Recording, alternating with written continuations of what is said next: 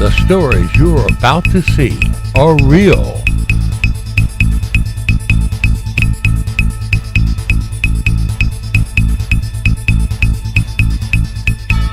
The rewards up to $5 million are real.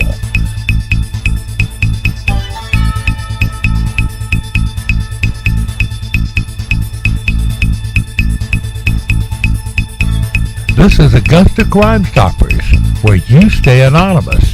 The criminals don't.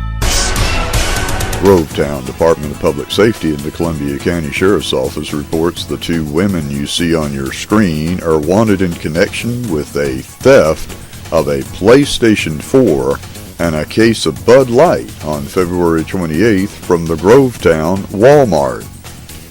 Deputies say the pair allegedly took the items and rolled them out of the store without paying, and nobody seemed to bother trying to stop them either.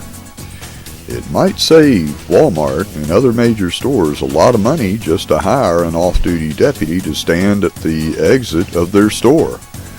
If an off-duty deputy just stood there and prevented some of the shoplifting going on, store prices could fall. Every time someone steals something, somebody's got to pay for it, and that's typically you. If you know who or where these women may be, please call the police. Crime Stoppers at 800-222-TIPS or text your tips to 803-441-8744, where you remain anonymous and get paid. The Richmond County Sheriff's Office is looking for a 5'6" black male weighing about 135 pounds by the name of Timothy Hall Jr., also known as Worthless Coward. The victim said Hall accused her of cheating and stomped on her head and left shoulder. When the victim tried calling 911, Hall jumped on her and stomped her head to keep her from calling 911. Hall is 23 years of age and described as 5'6". He is a black male, weighs about 135 pounds. If you think you know where you can find Hall, please call the police. Crime Stoppers at 800-222-TIPS or text your tips to 803-441-8744, where you remain anonymous and get paid.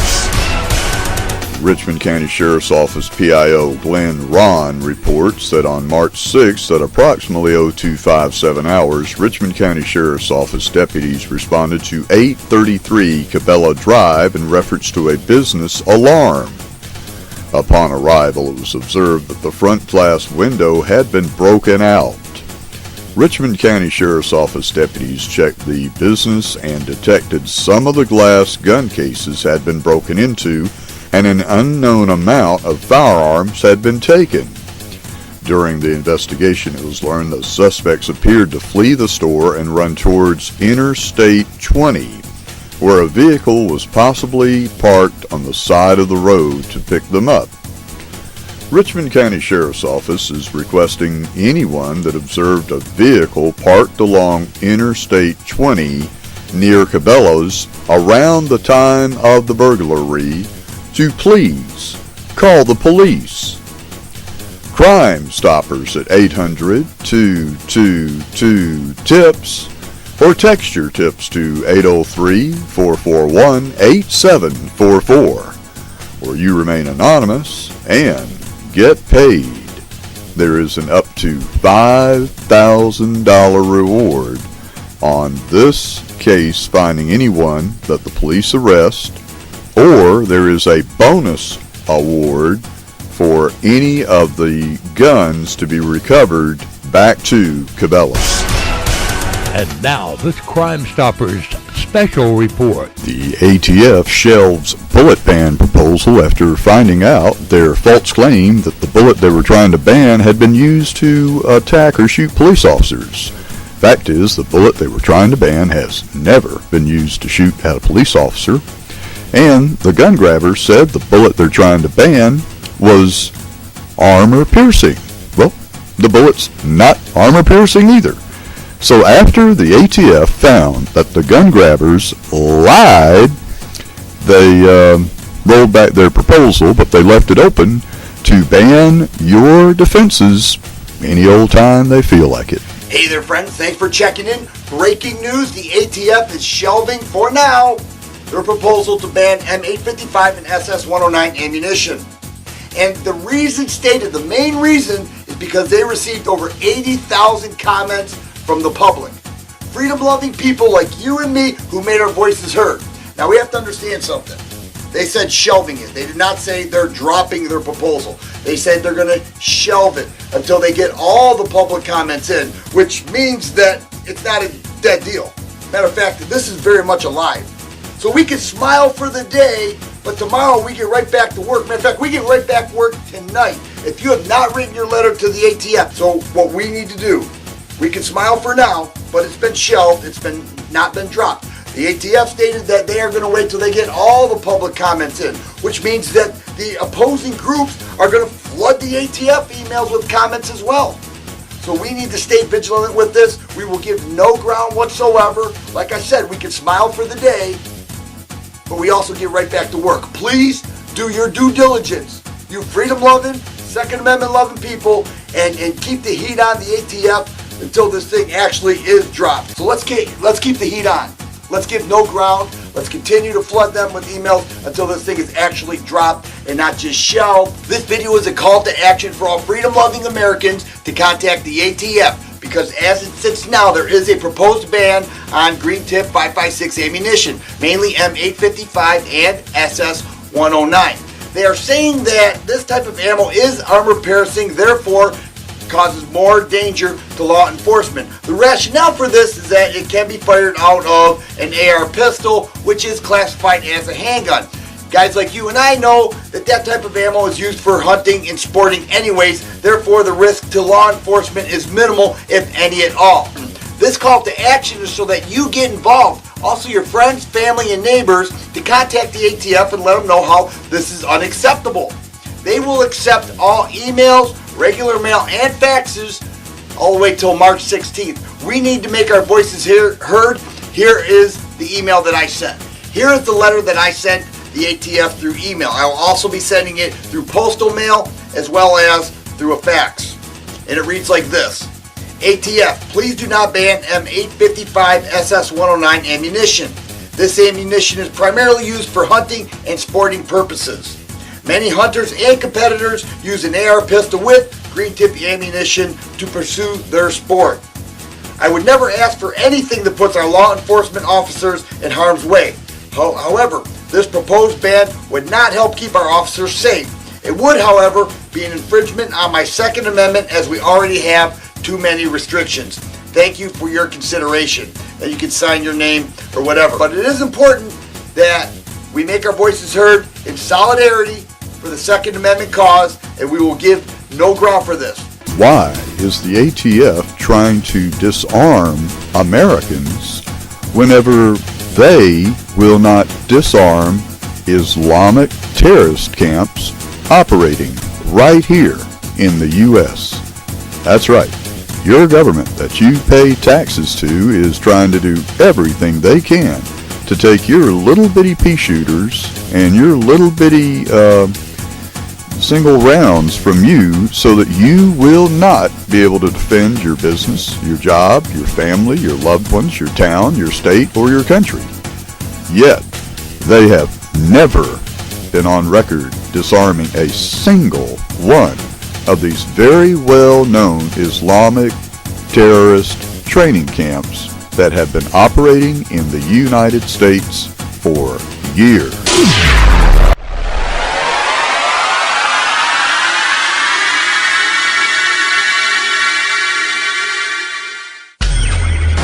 On behalf of the Muslims of America, I present before you a documentary film in helping and training oppressed Muslims.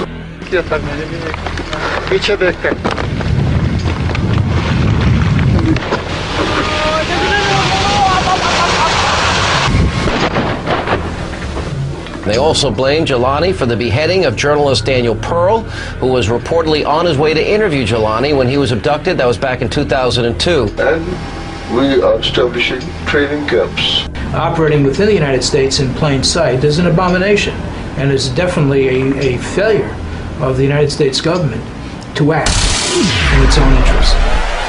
And they're here in America, and they're hard at work at bringing about the triumph of Islamofascism. They got an armed guard at the gate. Just go up there, park on the road, and walk down that gate and see how you're treated. Leave him with the car so he has somebody to call for help. Leave. Period. You know, Leave. Period. Don't say another word. Understand? Okay. Get out. Why are we being... Get out. Get out. No one ever Get out. Get out.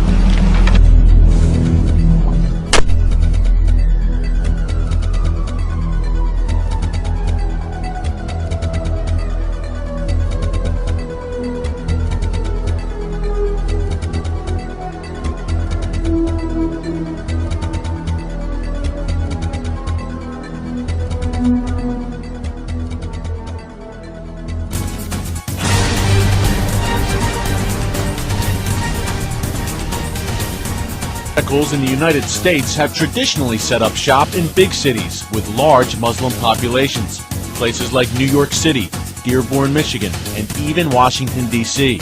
But one secretive group is doing just the opposite. They call themselves Muslims of America. They've established compounds throughout the rural United States.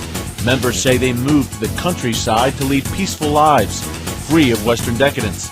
But others say that doesn't tell the whole story. Certainly, when you're in a rural area, it enables you to better escape from the prying eyes of law enforcement. CBN News consultant David Gartenstein-Ross says Muslims of America has close ties to a violent Pakistani group named Jamaat al-Fuqra. Both groups are led by the same extremist cleric, Sheikh Mubarak Jelani. Sheikh Jelani is an extremist figure, both known to be very much involved in the jihads against India, also very much known to be anti-Semitic. Jelani's images and messages are all over the Muslims of America website. He founded the group during a visit to Brooklyn in 1980. Shoe bomber Richard Reed and Beltway sniper John Allen Muhammad are said to have been among his followers. Jelani encouraged his U.S. pupils, mostly African Americans, to move to rural areas and establish Muslim communes. The group now has dozens of these communes nationwide.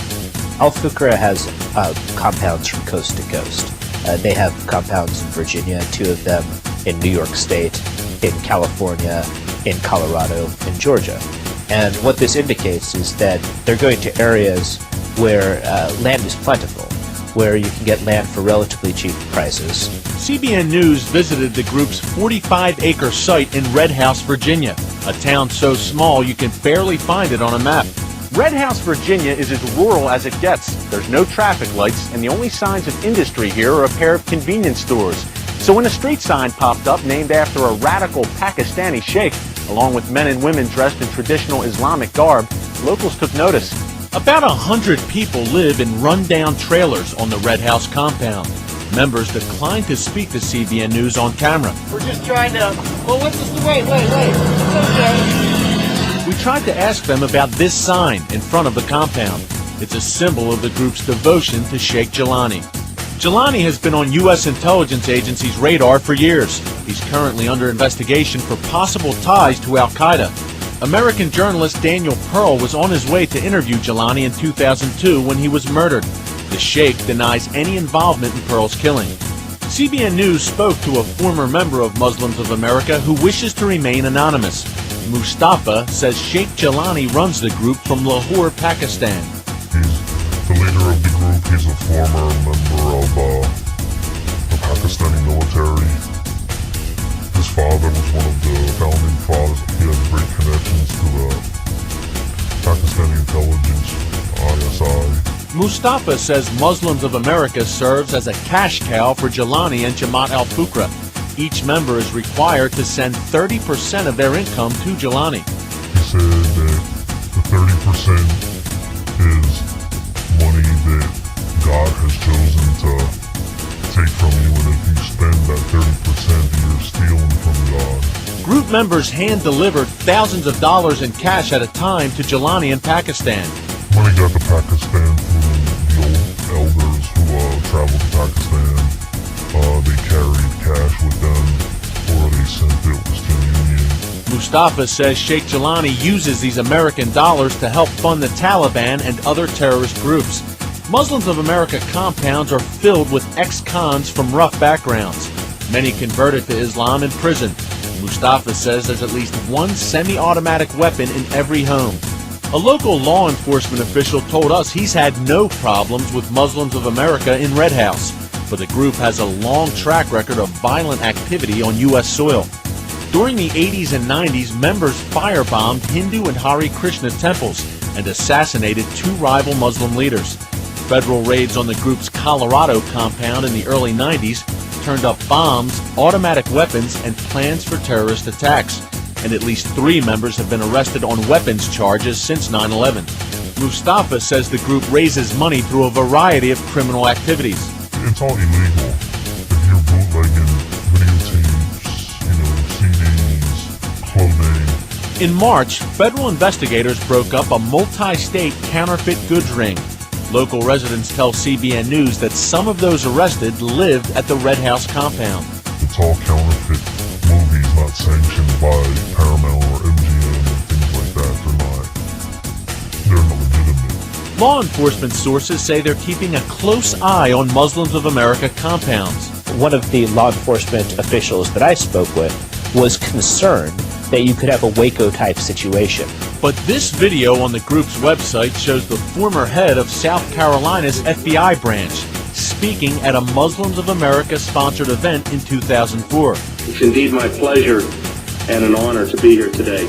As for Mustafa, he continues to fear for his safety, but he says he's speaking out because he considers Muslims of America a dangerous group. A reminder that Islam has always been a part of America. The first Muslim ambassador to the United States from Tunisia was hosted by President Jefferson, who arranged a sunset dinner for his guests because it was Ramadan, making it the first known iftar at the White House more than 200 years ago.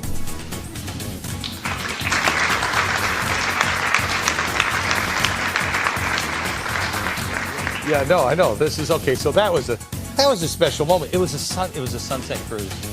And they held hands, and it was so beautiful. By the way, David Barton, in case you don't know for some reason, David is the founder and president of wallbuilders.com, and I ask you to put your money where your heart is. Wallbuilders.com does more good than a pack of charities combined. All right, so David, go ahead. Come on. Let's take this thing, because what's happening now, and you covered the Muslim Brotherhood. What's happening, it's a historic organization, goes back a long time, and they're really trying to get a foothold in America and make us think that they're mainstream and normal. And so part of what you get is the president saying that. I was talking to, we have a radio program, General Jerry Boykin was just on it, and he's the guy who ran Delta and everything. He says so far, in just the last few years, we have 27 judges who've used Sharia law in 23 states for court decisions. So Sharia law is already in effect. So people of Oklahoma vote and they say, we don't want Sharia law. And of course, that gets taken to court and the judge says, yeah, you can't have an amendment that says you don't want Sharia law. So this thing is really creeping in. Obama's one. Got another clip to show you. Now, Jefferson, everybody keeps trying to tie to Jefferson. You know, you get Jefferson's out there, and so Obama says Jefferson did the first iftar dinner. Let me take you back to another reference to Jefferson, and it deals with Keith Ellison. Keith Ellison is the first modern Muslim elected to Congress back in 2007. And you'll see a picture here of Keith Ellison, and he's got his hand on a Koran being sworn in. It hadn't happened before in America, so he's being sworn on this Koran. And in being sworn in on this Koran, and you see a close-up of here, you can see on the back what it's Jefferson's Koran. It's from 1746. And so we got a quote from, a great quote here from Ellison. Let me show you this quote we got. There he is. See, there's there, and see his hand on it. And so you see a close-up of it. Look at Nancy Pelosi right after plastic surgery. Here's what he says. The Koran is definitely an important historical document in our national history, and it demonstrates that Jefferson was a broad visionary thinker. It would have been something that contributed, the Quran would have been something contributed to his own thinking. You know what? I agree with that. I say we take that from Keith Ellison. I agree with every word of that. I do too. I do. I totally agree, just not the way he meant it. Yeah, it's totally opposite of what he meant. Right. Because when you take those two things and put them together, how does Jefferson get tagged with this Quran thing? Why are they using him to justify what's happening with Islam in the United States? And that's where you got to go back, because we've had, what we're doing right now at the military is really America's second war on terror. The first war on terror we had lasted 32 years, went through 4 different presidencies and the Continental Congress. So you have to go back to where did we get involved in our first war against Islamic terrorism and radical Islam. You have to go back to the end of the American Revolution. 1783, we signed the peace treaty. We've been up to our ears fighting the British and haven't had time to see anything else. But overseas, we've been attacked by Islam. And so what happened was these 3 guys you see here, these are the first 3 ambassadors sent by the Continental Congress to negotiate with Muslim extremists in Europe. So you've got Jefferson, you got Franklin, you got Adams. These 3 guys are sent to Europe. And at this point, we don't have a Navy. The French were our Navy. You know, we had the British Navy. Now we separated from So these guys are trying to go settle things. And what's really interesting is after these guys have been in Europe for 2 years negotiating with Muslim extremists, Adams and Jefferson get down with the Tripolitan ambassador, and they said, you know, we've kind of developed a relationship of trust here. We don't understand. Why do you keep attacking America? We haven't done a thing to you. We've come after you in no way. We've created no offense for you. Why in the heck do you keep attacking? Because everywhere we would send an American ship that had an American flag on it, these guys are going after it. They're hitting Americans. They're capturing Americans. They found they could hold them as slaves. Then they found they could sell them. They would get about $1 million a ship for ransoming the captain. And so Jefferson and Adams say, what's up with this? Look at the answer of the ambassador. Here's his explanation of why all these unprovoked attacks against America. This is what he said. The ambassador answered us that it was founded on the laws of their prophet Muhammad, that it was written in their Quran that all nations who should not have acknowledged their authority were sinners. It was their right and their duty to make war on them wherever they could be found and to make slaves of all they could take as prisoners, and that every Muslim who should be slain in battle was sure to go to paradise. So you get this answer that says, hey, we're required to do this about the Quran. And it's like these guys go, wait a minute, there's a religious book that says you go to heaven for killing people and going to war against people. And they go, nah. And so Jefferson says, I got to read this for myself. Well, there's your first introduction to the Quran. Jefferson wants to see for himself if there really is such a wacky position that you go to heaven for killing people and creating war. And so that's the first exposure against. Now, we'll come back to that later because he's not president yet. So all this is going on. We don't have a Navy. We don't have an Army. Founding fathers absolutely deplore a standing Army. They don't want a permanent military. They condemned that in the Declaration. They did not allow that in the Constitution. They didn't forbid it, but they didn't establish it. Now we go to George Washington being president. The only way we've been able to find to keep these guys from attacking us is we have to bribe them. If we pay them millions upon millions, then so it's extortion. We're in the serious blackmail. By the time you get to the 7th year of Washington's 8 years, in his 7th year, Washington is now paying 16% of the entire federal budget to keep these guys from attacking us. So 1/6 of the federal budget. 1/6 of the federal budget is going to keep Islamic extremists from attacking us. This is where Washington's had it, because he's a military guy. He likes to fight. He's already won battles. He's been a guy all of his life fighting battles. Look what he says about he's fed up with these terrorists. This is the quote that he uses. He said, would to heaven we had a Navy able to reform those enemies to mankind or to crush them into non-existence. I wish I had some means to go over there and thump them. That's the first time he goes before Congress and says, okay, we need to change our position on the standing Army, because we always thought we'd get attacked here, and if we did, all the farmers go home and get their squirrel guns, would fight off the British again. We didn't think about having to defend America overseas. No president right now would say that. That's right. No president right now would say that. But see, that's what he was. Mm-hmm. And that's why they didn't want a standing Army. Now they have to reconsider. So he says, appropriate money, let me build a Navy. Congress, and here's his policy. Here's why he wanted a Navy. This is what Washington said. He said, to be prepared for war is one of the most effectual means of preserving peace. If we want to end this war, we've got to be able to fight a war, and we can't do it. So Congress, that's exactly right, strength. So Congress appropriates the money, they give him, but he's out of office. So now John Adams comes in as president. John Adams comes in. It is John Adams who builds the Navy. John Adams is known as the father of the American Navy. He's got a Navy. Let's go end this thing. He does not end it. Why not end it? John Adams, who's First diplomat. Now he's done this for 15 years. Vice president under Washington. He says, I know these guys. He said, if we get involved in a conflict with them, he said, it's going to last forever. He says, I don't think the American people have the stomach to take on Islamic terrorism because it'll last a long time. This is not a quick fight like the British. So he refused to do that. Now, at the time he went out of office, we're now up to 20% of the federal budget being spent to pay off these guys to keep them from attacking us, and that's not even working all the time. They're still attacking us. So now we come to Jefferson. Jefferson, the president, goes in. Jefferson goes in and he says, I've had it. I'm not going to pay. And by the way, we were already having tax protests then because we're paying so much of our taxes to pay off these terrorists that it's costing Americans. And so you're getting tax protests over the fact that we're not fighting, we're paying extortion money. Jefferson says, I'm not paying any more bribes. At that point, 2 of the Islamic nations declared war on the United States. First official war declared against us as an independent nation was when we stopped paying tribute and stopped negotiating and stopped playing around with extortion money. And so Tripoli declared war and Algiers went to the point of declaring war. So we got 2 declaring war. And he says, who cares? And so he takes this brand new Navy he's got and he ships this Navy overseas because there's 4 nations going after us, actually 5. When we started shipping the Navy, 3 of them backed off and then 4 backed off, and so we only had Tripoli to deal with. And so you see the American Navy sailing over, a brand new Navy, first time we've had our own Navy. They get there and there's some cool pictures here. You'll see a picture of the fighting that's going on. It was hand-to-hand combat, close quarters, the same kind of thing. See, here's the Navy sailing out. They're headed over to North Africa, to Tripoli specifically, and here's the type of battles you see going on.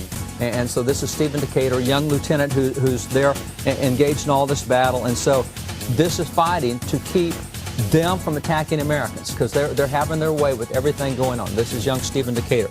So at this point, Jefferson puts military troops on the ground for 5 years over there.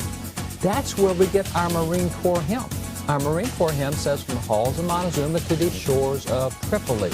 That's the first war on terror. The first time we had to fight Islamic extremists, and that's the Marine Corps hymn. Halls of Montezuma to the shores of Tripoli. Now, this thing is over in 1805. So now we come back home. We've got a time of peace, if you will.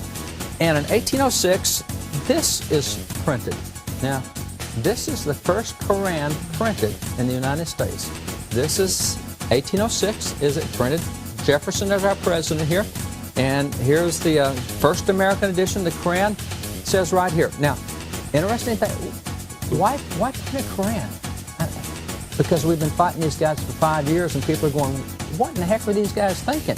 Well, if you want to know what they're thinking, let's read their book. So here we come out with it. I got to read you the introduction. This is...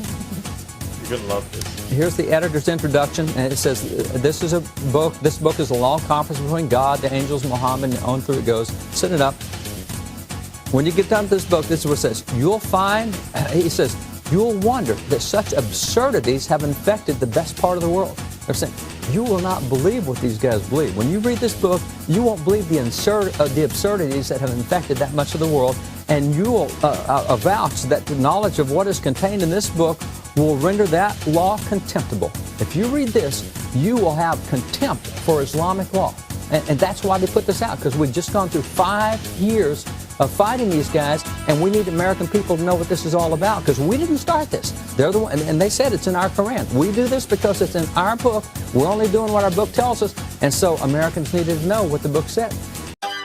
Augusta Crime Stoppers is brought to you by WBEK Channel 16 and Augusta Crime Stoppers. You too could be a Crime Stopper. If you have any information on any crime, call our tip line at 1-800-222-TIPS. Augusta Crime Stoppers is a production of Michaels Media. Augusta Crime Stoppers, where you stay anonymous. The criminals don't.